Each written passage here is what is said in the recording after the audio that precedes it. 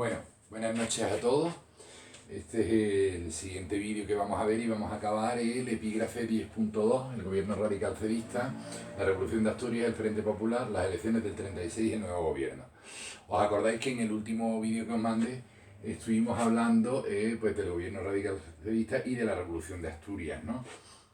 Bueno, un poco recordando, bueno, pues ya sabéis que la revolución de Asturias se inició como protesta de que 3 ministros de la CEDA entraron en el gobierno, que estaba presidido por Lerroux. Entonces, bueno, pues digamos que hubo un movimiento izquierdista que intenta, bueno, pues boicotear esa entrada, pues acusando de que, bueno, de que va a entrar pues gente que es filofascista, ¿no? O sea, filofascista en el sentido de que eran simpatizantes del fascismo y tal, ¿no? Como estuvimos hablando el otro día de Gil Robles, ¿no? De que Gil Robles, bueno, pues tuvo también su momento en el cual pues también se acercó a esos gobiernos tanto de Italia como de Alemania, ¿no? Ya os conté que estuvo en uno de los congresos de Nuremberg, de los congresos del partido nazi, estuvo como invitado, ¿no? Pero bueno, en fin, todo eso, bueno, pues trascendía la opinión pública. Entonces se organizó la Revolución de Asturias. Y ya explicamos un poco pues, el papel que tuvo Franco en la propia Revolución de Asturias, ¿no? Es decir, que es el encargado por el gobierno, es el hombre fuerte dentro del ejército, que le encargan pues la represión de esa revuelta, ¿no? Bueno, pues después de la Revolución de Asturias, de octubre del 34, el gobierno, la CEDA influye más en el gobierno, entra con más presencia, ¿no? En el gobierno, ¿no? Y todo ello, bueno, pues va a conllevar pues la caída de Lerroux, pues, prácticamente un año después.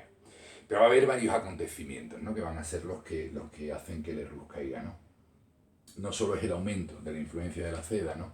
Es también lo que se viene a llamar el periodo rectificador. De hecho, el bienio de derecha, el bienio radical cedista, el bienio negro, que también se le llamó también durante un tiempo el bienio rectificador, ¿no? Es decir, porque va a intentar desmantelar todas las reformas que se hizo en el primer periodo de la República, en el periodo de Azaña, ¿no? Va a parar la reforma agraria, intentando volver a la situación de antes de la reforma. Se va a paralizar el proceso autonómico. Claro, tened en cuenta que Cataluña había declarado su independencia, con lo cual se suspenden todo tipo de órganos autonómicos catalanes, ¿no?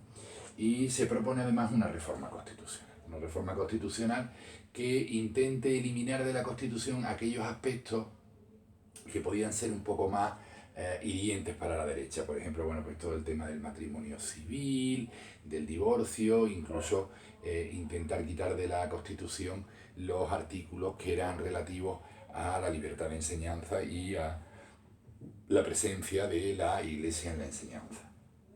Bueno, esa reforma evidentemente no se llevó a cabo, ¿no? Pero bueno, se propone, ¿no? Todo esto unido a varios escándalos de corrupción van a provocar la caída de Lerroux. Los escándalos de corrupción, bueno, pues han acompañado siempre a España, a los gobiernos de España, ¿no? La corrupción es algo, como decía un escritor, no es cuestión de partidos, es cuestión de personas. Y parece ser que los españoles pues somos muy adictos a la corrupción. Bueno, corrupción hay en todos lados, ¿no? El caso es que hubo concretamente un escándalo muy, muy famoso, ¿no? Que lo cita en los apuntes pero no lo explica, y aquí estoy yo para explicarlo un poquillo, ¿no? Que fue el escándalo del extraperlo, ¿no? El extraperlo, que viene del término de los dos empresarios que querían intervenir en un determinado sector empresarial español, era Strauss y Perle. Bueno, pues estos dos sujetos pues intentan implantar en España o meterse en España en el tema de los casinos, ¿no? de los casinos de juego y tal. Estaba prohibido, los juegos de azar estaban prohibidos en teoría en España, pero bueno, había algunos casinos, por ejemplo en San Sebastián, en las Islas Baleares también había y tal. Y ellos intentaron, bueno, pues meter determinados juegos de azar, como la ruleta y tal. Compraron a una serie de miembros del gobierno e incluso les ofrecieron a esta serie de miembros del gobierno, pues les ofrecieron hasta un porcentaje de beneficios. Bueno, pues este escándalo estalla en el año 1935, que llega un dossier a manos del presidente de la República, que seguía siendo Niceto Alcalá Zamora, y entonces Niceto Alcalá Zamora pues provoca la dimisión de Lerroux. Esto ocurriría aproximadamente en octubre del 35. Y Niceto no convoca elecciones inmediatamente, sino que intenta que haya algunos gobiernos de corte centrista y le encarga, por ejemplo, la presidencia del gobierno a Joaquín Chapa Prieta, que era un político de la Unión Liberal, pero que tiene muy poquísimos apoyos, ¿no?, dentro del Parlamento, por lo cual al final se tienen que convocar elecciones. Y las elecciones se van a convocar para febrero del año 36. Bueno, ¿y qué pasa en esas elecciones del 36? Bueno, pues como sabemos, esas elecciones las gana el Frente Popular. Bueno, el Frente Popular se presenta muy unido, es un frente de izquierdas, está integrado fundamentalmente por socialistas, republicanos de izquierda, es decir, un poco muy parecido a lo que había en las primeras elecciones, ¿no?, en las elecciones del 31. Lo que pasa es que aquí se integran otras fuerzas incluso más revolucionarias, ¿no? Nuevamente vemos el sistema que os expliqué, el sistema electoral que potenciaba y que premiaba las mayorías, hace que pues prácticamente en casi todas las capitales de provincia gane el Frente Popular, sea el más votado y por tanto se lleve el grueso de los escaños. Con lo cual el Frente Popular en el arco parlamentario del 36 se va a encontrar con prácticamente el 60% de los diputados, ¿no? El primer gobierno es presidido por Azaña, lo llama Niceto Alcalá Zamora, forma el gobierno y va a estar integrado únicamente por republicanos, ¿no? Es decir, quiere un poco desvincularse del Partido Socialista, que había ido unido a él en las elecciones, pero un poco, bueno, pues Azaña quiere un gobierno, no quiere que el gobierno se le tilde de muy izquierdista. Además, los socialistas, el Partido Socialista estaba muy dividido. El Partido Socialista Obrero Español, durante la época de la República, pues sobre todo en esta segunda parte de la República, va a tener una división muy clara entre dos facciones, ¿no? Una encabezada por Indalecio Prieto y la otra encabezada por Largo Caballero, ¿no? Indalecio Prieto, que había sido uno de los cabecillas de la Revolución del 34, después de la Revolución del 34 va a adoptar posturas mucho más moderadas e incluso va a hablar de la conveniencia del acceso al poder por medios democráticos. Es decir, hay que decir que el Partido Socialista en su constitución primitiva es un partido revolucionario, es decir, los partidos revolucionarios son aquellos que quieren ganar el poder por medio de la revolución proletaria, de la revolución socialista. Entonces Indalecio Prieto, digamos que es el primer socialista, digamos, entre comillas, importante, insigne, que abandona esas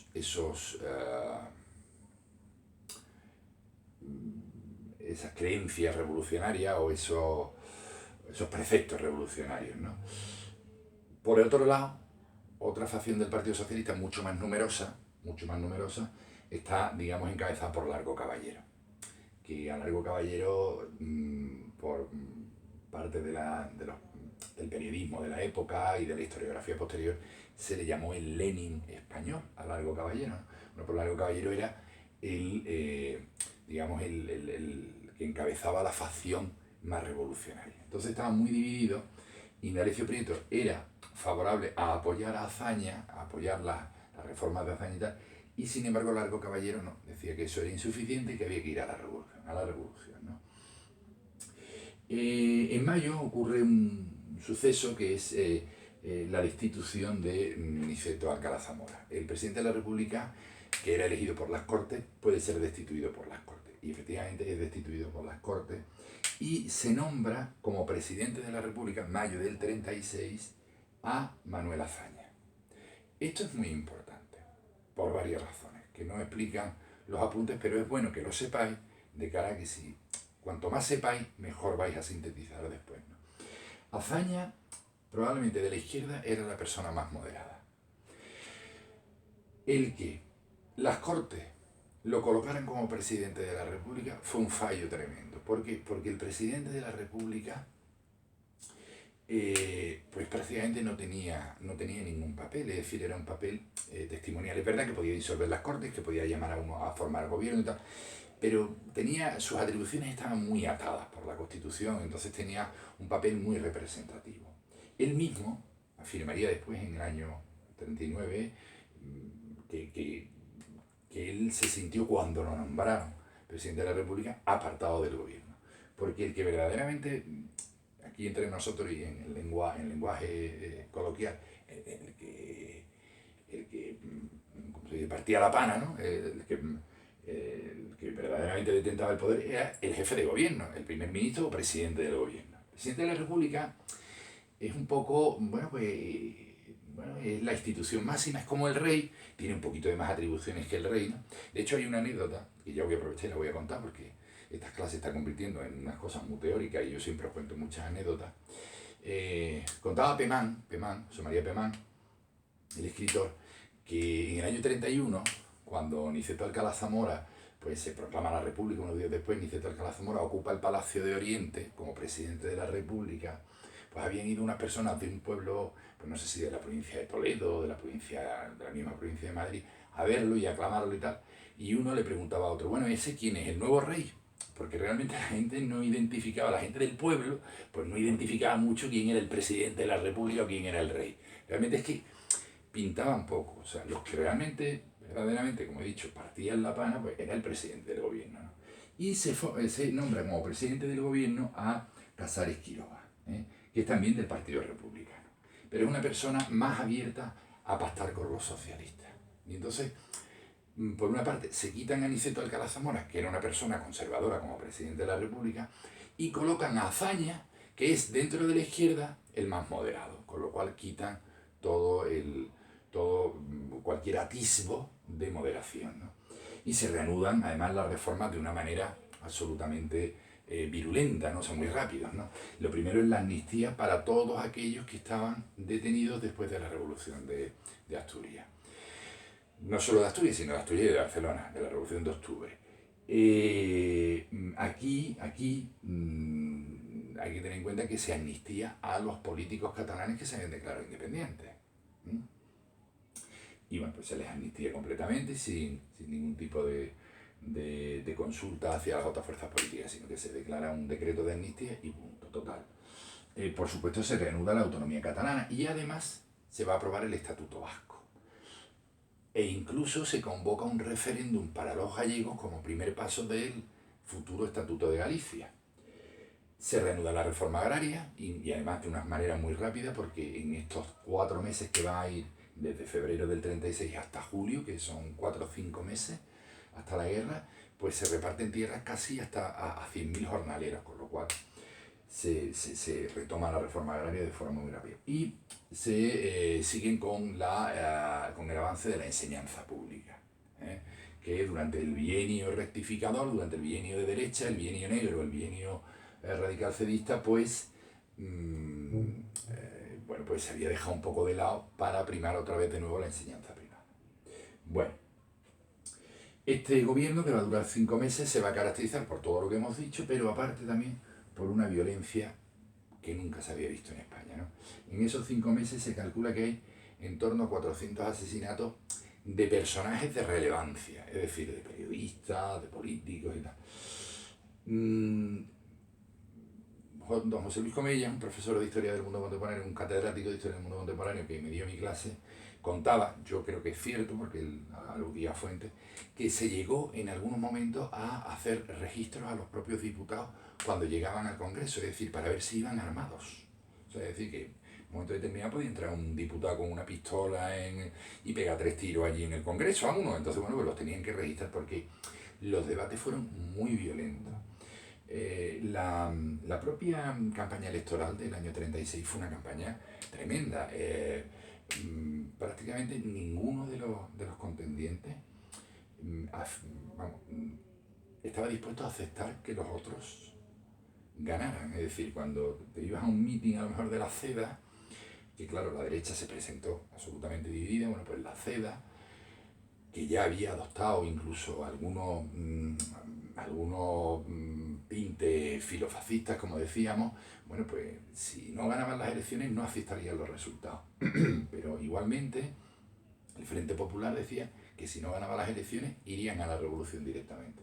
Con lo cual ya todo se había pintado como una absoluta división de España, ¿no? En dos Españas absolutamente irreconciliables, ¿no? El detonante fue los asesinatos de julio del 36, Concretamente el primero fue el del Teniente Castillo. Bueno, el Teniente Castillo era un personaje del Partido Socialista que además era oficial de la Guardia de Asalto, una persona bastante conocida y al parecer, bueno, pues un comando de Falange, que es un partido del que vamos a hablar, que es un partido que surge en la época de la República. Falange Española de Alajón se unifica en el año 1933, pues asesinan a este Teniente Castillo y como represalia parece ser que, bueno, pues 4 días después, pues varios policías, guardias de asalto descontrolados en teoría, que no sabía nada del gobierno, pues detienen en su casa a Calvo Sotelo y lo asesinan. Y eso, bueno, pues va a ser el preludio, bueno, pues del alzamiento que se producirá el 17 de julio y que dará comienzo con la guerra civil, ¿no? Cuando empecemos a hablar de la guerra civil quiero yo hacer también un pequeño, explicación de los partidos políticos que existían hasta ese momento, todos los que hemos visto, pero hay algunos partidos de los cuales no hemos hablado, ¿no? Que van a tomar parte, sobre todo en el bando sublevado, que van a ser Falange o Renovación Española, que son partidos importantes. Renovación Española, ya lo hemos citado alguna vez, era un partido que integraba a todos aquellos monárquicos, gente muy de derechas, ¿no? Que no estaba contento con la República, y su presidente era Calvo Sotelo. Entonces era un personaje muy importante. Y claro, el asesinato de Calvo Sotelo pues va digamos, a hacer la gota que colma el vaso, y una serie de generales, que por cierto estaban casi todos en la reserva o retirados. Concretamente los principales van a ser el general Mola, el general Godet y el general Sanjurjo, que ya había intentado un golpe de Estado en el año 32, un golpe militar, pues se van a levantar en julio del 36 y, bueno, pues dando lugar a la guerra civil, ¿no? Que es